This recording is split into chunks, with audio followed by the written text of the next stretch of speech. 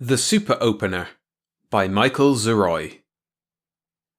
Narrated by William Skye. Here's why you should ask for a Feach MD next time you get a can opener.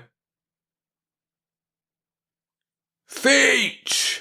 Grated Ogden Pilton, president of the Pilton Opener Company, slamming the drafting board with his hairy fist. I want results! Heads lifted over boards. Calvin Feach shrunk visibly. As chief engineer, you're not carrying the ball, Pilton went on savagely. The Pilton can opener is trailing the competition. Advertising and sales are breaking their necks. It's engineering that's missing the boat. But, Mr. Pilton, remonstrated Feach unsteadily under his employer's glare. Don't you remember? I tried to... For 2 years there hasn't been one lousy improvement in the Pilton can opener, roared Mr. Pilton. Look at our competitors. The International rips apart cans in 3 3/10 seconds. Universal does it in 4. But Mr. Pilton, the Minerva Midget does it in 4.22 and plays Home Sweet Home in chimes. Our own Pilton opener barely manages to open a can in 8.9 without chimes. Is this what I'm paying you for? Feach adjusted his spectacles with shaking hands. But Mr. Pilton, our opener still has stability, solidity. It is built to last. It has dignity. Dignity, pronounced Pilton, is for museums. 4 months, Feach. In 4 months I want a new can opener that will be faster, lighter, stronger, flashier, and more musical than any other on the market. I want it completely developed, engineered, and tooled up, ready for production. Otherwise, Feach... Feach's body twitched. But Mr. Pilton, 4 months is hardly time enough for development, even with an adequate staff. I've been trying to tell you for years that we're bound to fall behind because we don't have enough personnel to conduct research. Our men can barely keep up with production and maintenance. If you would let me put on a few draftsmen and... Excuses, sneered Mr. Pilton. Your staff is more than adequate. I will not allow you to throw out my money. 4 months, Feach. No more. Pilton trudged out of the room, leaving behind him an oppressive silence. How could you set a time limit on research and development? A designer had to dream at his board, investigate, search, build, test, compare, discard. He had always wanted to devote all his time to research, but Pilton Opener had not given him that opportunity. 25 years, thought Feach. 25 years of close supervision, deadlines, production headaches, inadequate facilities and assistance. What had happened to the proud dream he once had, the dream of exploring uncharted engineering regions, of unlimited time to investigate and develop? Ah, well, thought Feach, straightening his thin shoulders. He had managed somehow to design a few good things during his 25 years with Pilton. That was some satisfaction. What now? He had to hang on to his job. Technical work was scarce. Since the early 1980s, the schools had been turning out more technicians than industry could absorb. He was too old to compete in the employment market. He couldn't afford to lose any money. Jenny wasn't well. How to meet this 4-month deadline? He would get right on it himself, of course. Hansen, good man, could work with him. He shook his head despairingly. Something would be sure to blow up. Well, he had to start. Chief, said Hansen a few weeks later as they entered the lab, I'm beginning to wonder if the answer is in the hand mechanical type at all. Got to be, answered Feach tiredly. We must work along classical can opener lines. Departures, such as the thermal or motor-driven types, will be too expensive for mass production. 3 new models and a group of cans were waiting for them on the bench. They began testing, Hansen operating the openers and Feach clocking. 4.4, announced Feach after the last test. Good, but not good enough. Too bulky. Appearance unsatisfactory. Chimes tinny. We've made progress, but we've a long way to go. The problem was tricky. It might seem that the use of the proper gear ratios would give the required velocity, but there were too many other factors that negated this direct approach. The mechanism had to be compact and streamlined. Gear sizes had to be kept down. Can top resistance, internal resistance, cutting tooth performance, handle size and moment. The minimum strength of a woman's hand were some of the variables that had to be balanced within rigid limits. Sector-type cutters, traversing several arcs at the same time, had seemed to offer the answer for a while, but the adjusting mechanism necessary to compensate for variable can sizes had been too complex to be practical. There was the ever-present limit to production cost. Hansen's eyes were upon him. "Chief," he said, "it's a rotten shame. 25 years of your life you put in with Pilton, and he'd fire you just like that if you don't do the impossible. The Pilton Company's built upon your designs, and you get handed this deal?" "Well, well," said Veitch. "I drew my pay every week, so I suppose I've no complaints. Although," a wistful note crept into his voice, "I would have liked a little recognition. Pilton is a household word, but who has ever heard of Veitch?" "Well," Veitch blew his nose, "how do we stand, Hansen?" Hansen's bulldog features drew into a scowl. "Pilton ought to be rayed," he growled. "Okay, Chief. 11 experimental models designed to date. 2 more on the boards. 9 completed and tested, 2 in work. Best performance 4.4, but model otherwise unsatisfactory." "Hello," said Veitch as an aproned machinist entered, carrying a glistening mechanism. "Here's another model. Let's try it." The machinist departed, and Hansen locked the opener on a can. "I hope—" He turned the handle and stopped abruptly, staring down open-mouthed.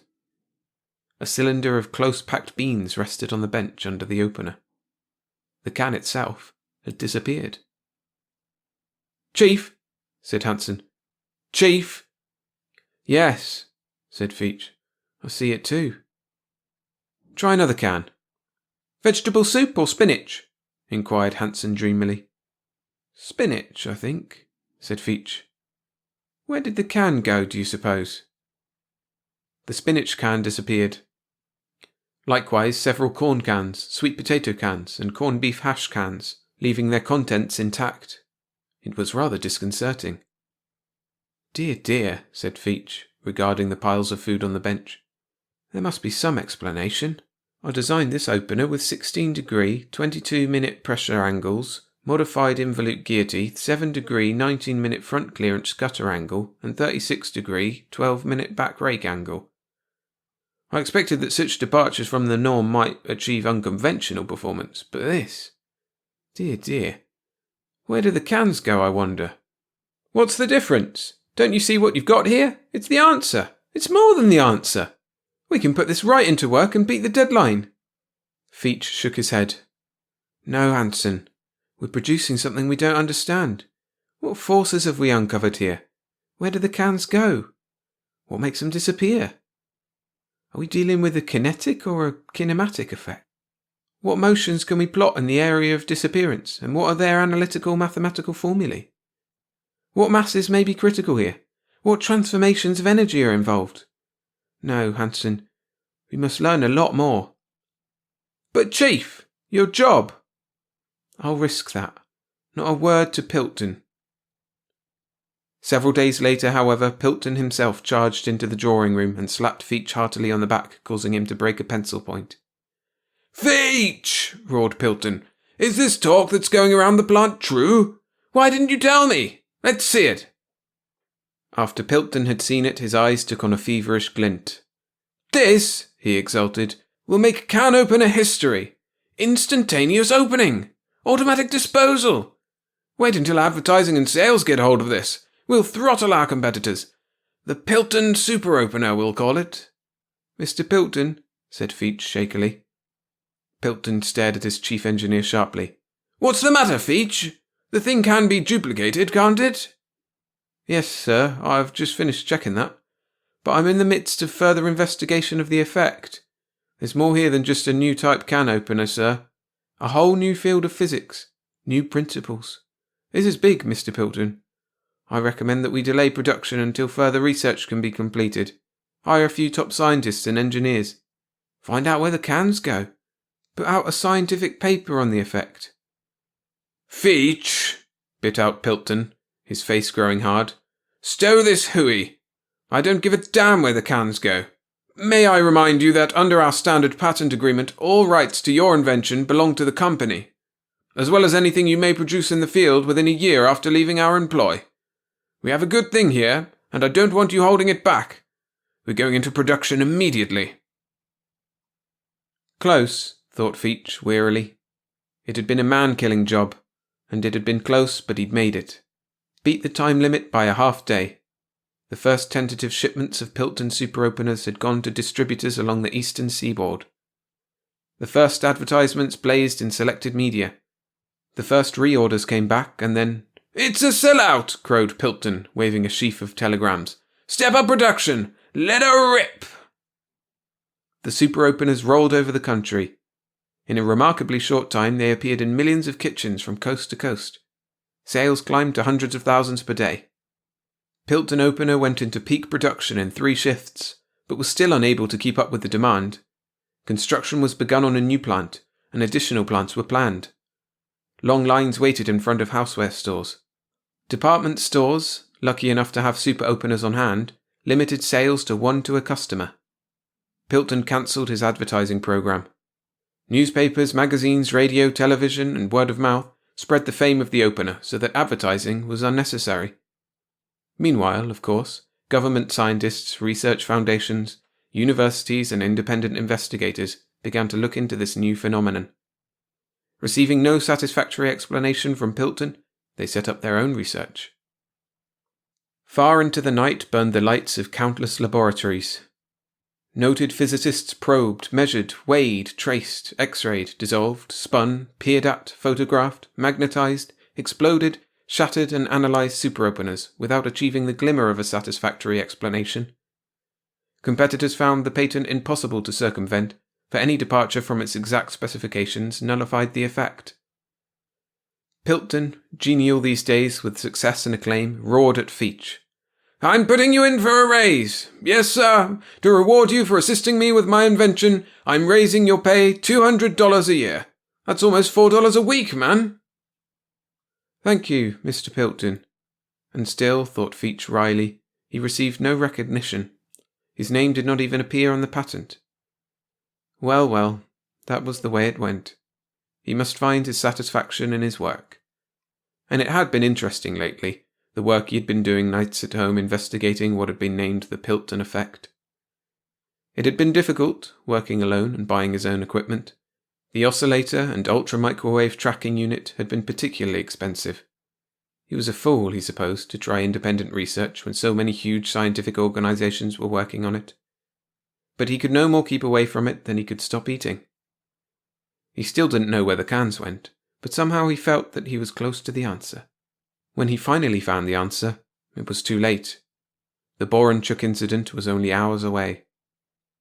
As soon as he could get hold of Pilton, Feach said, trembling, "Sir, I think I know where those cans are going.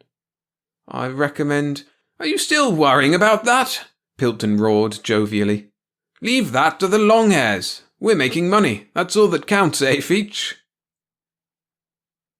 That night, at 6:10 p.m., the Borenchuk family of Selby, South Dakota, sat down to their evening meal.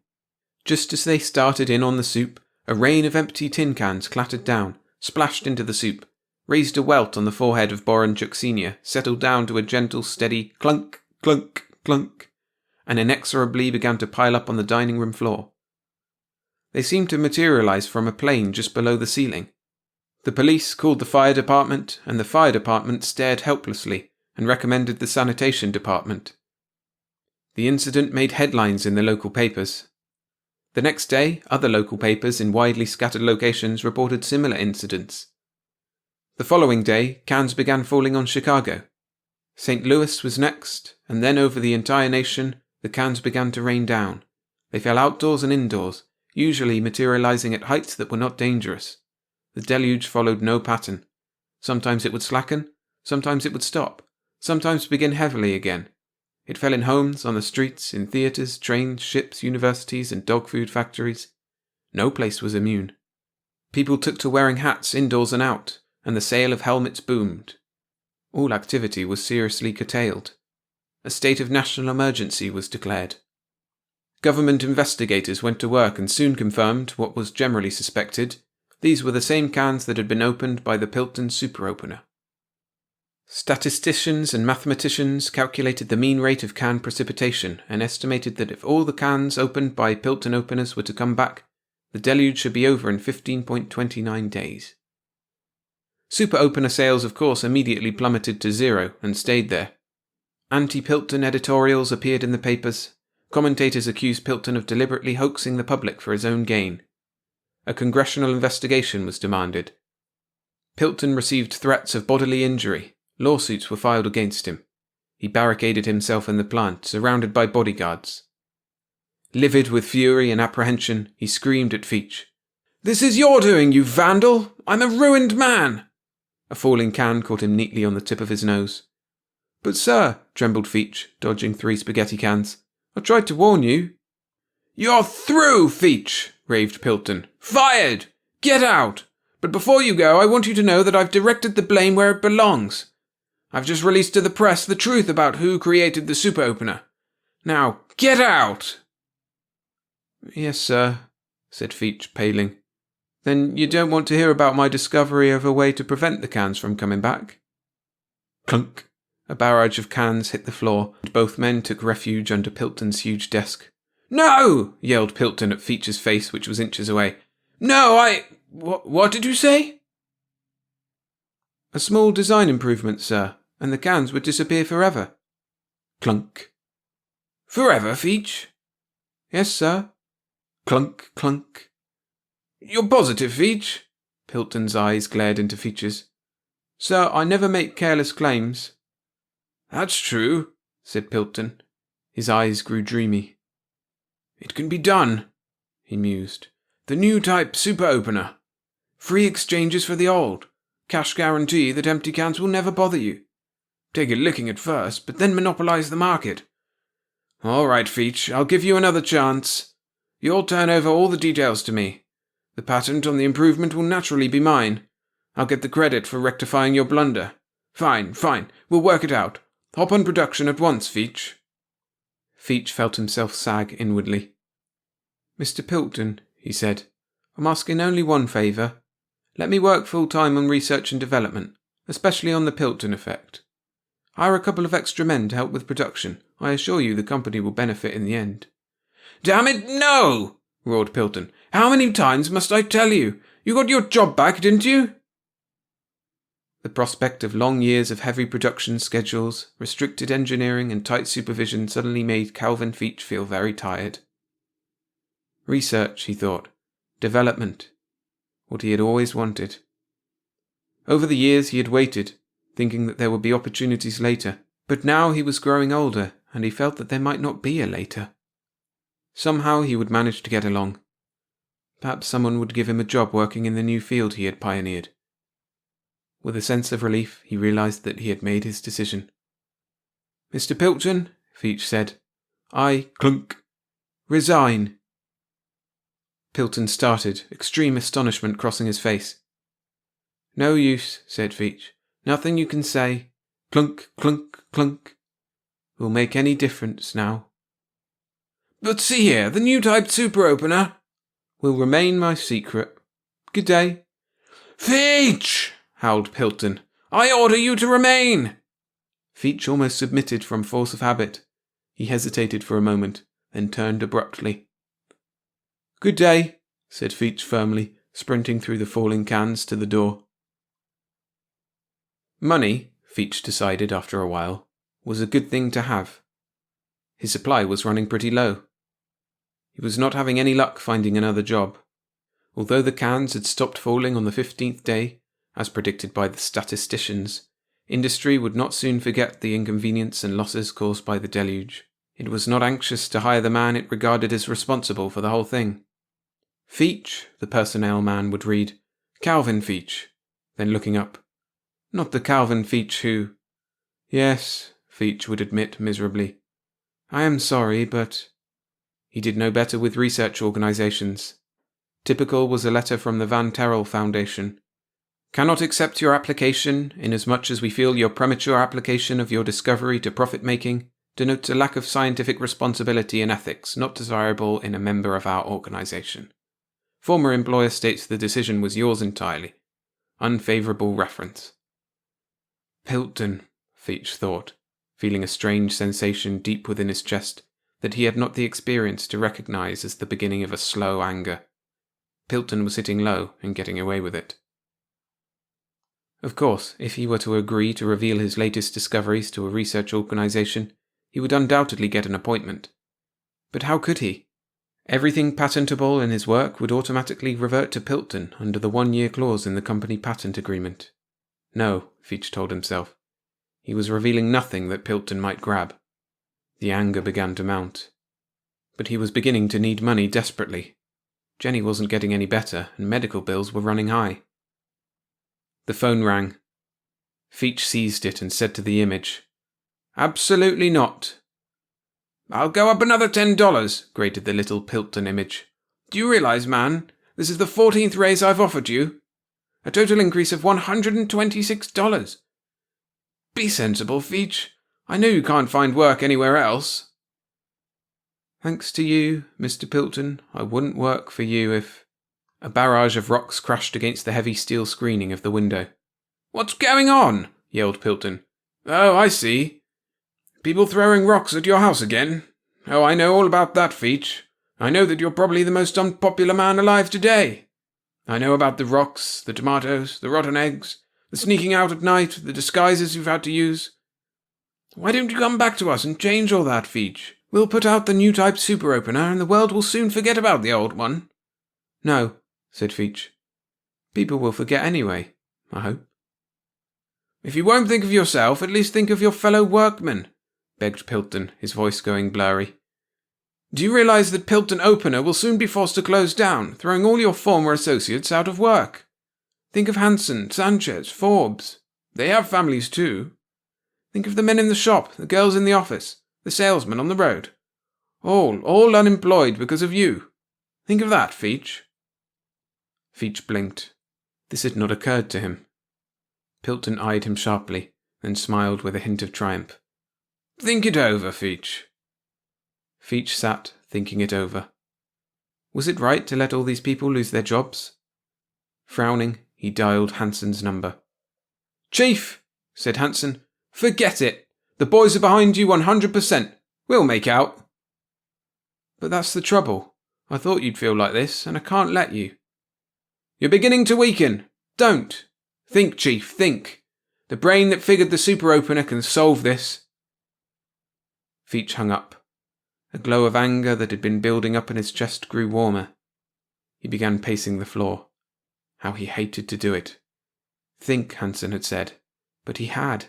He'd considered every angle, and there was no solution. Veitch walked into the kitchen and carefully poured himself a drink of water. He drank the water slowly and placed the glass on the washstand with a tiny click. It was the tiny click that did it.